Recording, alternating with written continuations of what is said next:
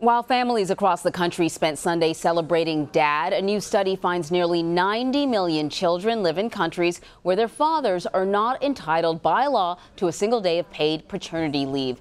This includes the U.S., where federal law only requires companies with 50 or more employees to give new parents 12 weeks of job-protected leave. CBSN political contributor Lynda Tran is a Democratic strategist and founding partner of 270 Strategies, and she joins me now from Washington.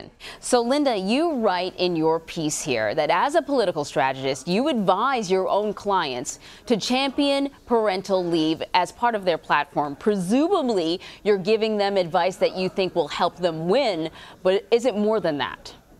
Well, I mean, for starters, I think people in this country are very, very tired of the partisan divide that they have to hear about every single day. And frankly, this is one area where people on both the right and on the left are able to agree that on principle, we ought to have guaranteed family leave. That's for moms, that's for dads, and it's for the benefit of babies. So it's a good place to start as you're starting to pivot and think about the general, having an issue that you know that people generally believe ought to be taken care of.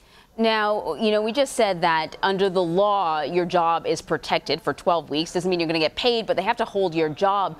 Women take that time if they have it, but often men do not. Why do you think that is?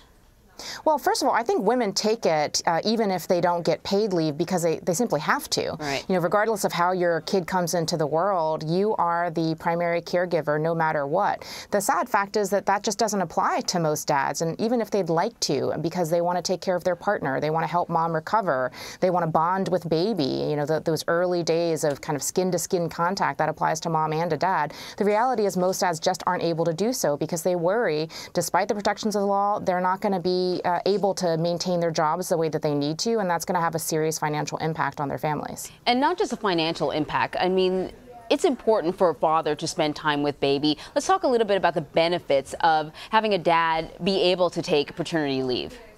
Yeah, absolutely. I mean, those early days, the bonding that I just mentioned are just so important. Any mom or dad would tell you that. And, parents on both sides, whether they're men or women, they want to have that time with their kids. They want to be able to bond with the kids, and they want to make sure that kids are able to have their health taken care of early on, in particular when you're thinking about immunizations and getting kids that early care that they need on the medical side. Moms and dads both need to do that, and unfortunately, most dads in this country aren't able to spend any time, much less a little bit of time with their children. And in your article, you write about the fact that paid leave is really something that often you find sort of in higher paying jobs. It's a perk that companies use to attract good employees.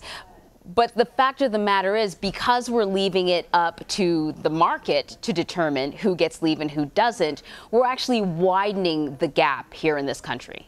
That's exactly right, Anne-Marie. The problem is there are people who get leave, both men and women, but typically those are these high-paying jobs. Those are the people who are already in good shape when it comes to economics and it comes to family structure. And so what you're doing is you are ensuring that those people who cannot afford to take this time off, both men and women, are just more and more disadvantaged. And when you don't have the ability to take care of your baby early on, it's much more likely that on the female side, you're having trouble breastfeeding, and there's so many benefits on the healthcare side for babies if you're getting nursing done then, but also for men, it just means that you're perpetuating a system where men are not able to be strong figures for their children.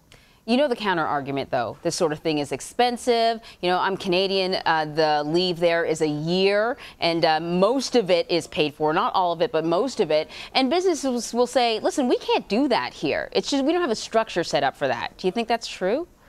Well, there are actually economic benefits to having paid family leave. Both men and women are more likely to be much more effective and more efficient workers. They're likely to be much more consistent workers, and there's a serious benefit for the overall economy when you have happy, healthy parents who are able to take care of their children, but also take care of things at work. And other developed countries have been able to do it. That's right, exactly. There's really no excuse for the United States being the sole industrialized nation in the world that does not have a guarantee for family leave. Lynda Tran, thank you so much. Thanks, Anne-Marie. Lynda Tran, thank you. And tomorrow you can read Lynda Tran's newest commentary on parental leave on CBSNews.com.